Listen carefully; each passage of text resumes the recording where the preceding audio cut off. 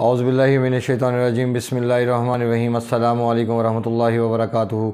मैं हूं हकीम आसिफ़ अली राव अल रज़ा की हेल्थ रिकवर की जानिब से आपकी रहनुमाई के लिए हाज़िर हूं। आज का हमारा मौजू है खजूर।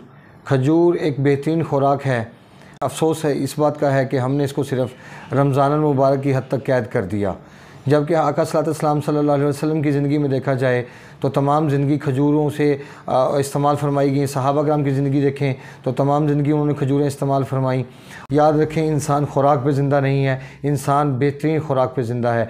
मतलब ये जन्नत का फल है, अंजीर जन्नत का फल है। इन जैसी चीज़ों के इस्तेमाल इंसान की ज़िंदगी में बहुत बेहतरी लेके आ सकता है। लेकिन फिर वही बात कहना चाहता हूँ कि अफसोस सिर्फ इसको हमने रमज़ान अल मुबारक की हद तक कैद कर दिया।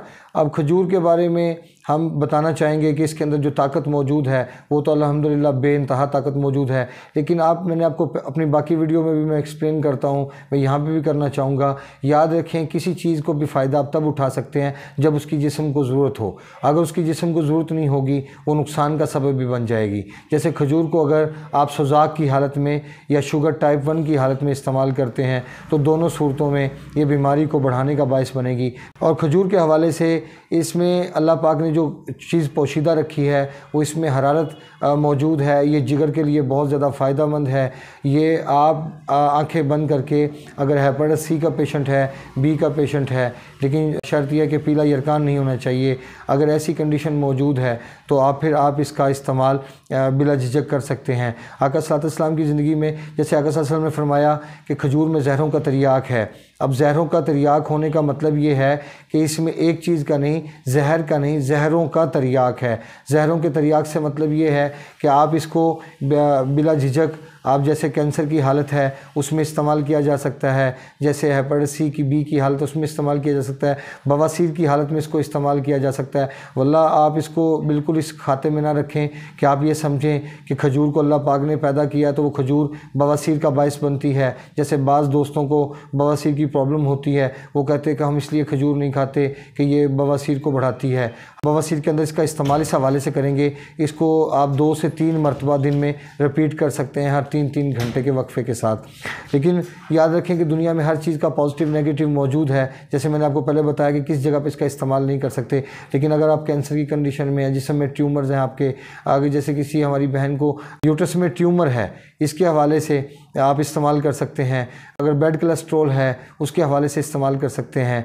अगर इसके अंदर आप जैसे यूरिक एसिड पॉजिटिव है आपका, उसके हवाले से भी खजूर का इस्तेमाल फ़ायदे का बायस बन सकता है। याद रखें, खजूर का इस्तेमाल कभी भी नुकसानदेह साबित नहीं होता। जैसे मैंने आपको हदीस कोट की थी कि आका सल्लल्लाहु अलैहि वसल्लम की हदीस मुबारक है कि इसमें ज़हरों का तिर्याक है। अगर उनकी ज़िंदगी में देखें तो उनकी ज़िंदगी में हमें कोई ठंडी चीज़ नहीं मिलती सवाए कद्दू शरीफ के, इसके अलावा लौकी जो सा है, इसके अलावा और कोई ठंडी चीज़ नहीं मिलती। अगर हम उनकी पूरी ज़िंदगी में झांक के देखते हैं तो उनके अंदर जैतून, खजूर, इसमें किशमिश का इस्तेमाल या अंजीर का इस्तेमाल किया जाता है। तो ऐसी चीज़ों का इस्तेमाल मिलता है आका सल्लल्लाहु अलैहि वसल्लम की ज़िंदगी से। अगर आपके जिस्म में तेज़ाबियत मौजूद नहीं है, आपके जिस्म में हरारत बेहतर है, आपको गैस या कब्ज़ के मसाइल का सामना नहीं करना पड़ता, तो इस सूरत में आप इस्तेमाल कर सकते हैं खजूर के साथ तरबूज का मिला के।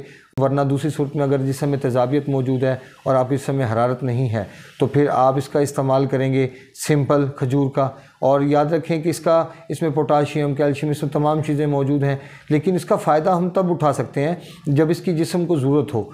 जैसे कि मैंने बताया कि सेहत की हालत हो या फिर आप तेज़ाबियत के पेशेंट हो, ये 2 सूरतें हैं जिसमें आप खजूर से भरपूर इस्तिफ़ादा हासिल कर सकते हैं। वरना तीसरी सूरत में इसका नुकसान होगा। अपने दोस्त सहबाब का ख्याल रखें, हमारे चैनल को सब्सक्राइब करें, बेल आइकन को प्रेस करें, कमेंट सेक्शन में अपनी राय से ज़रूर आगाह करें। वमा अलैना इल्लल बलागुल मुबीन। अस्सलामु अलैकुम वरहमतुल्लाहि वबरकातुहू।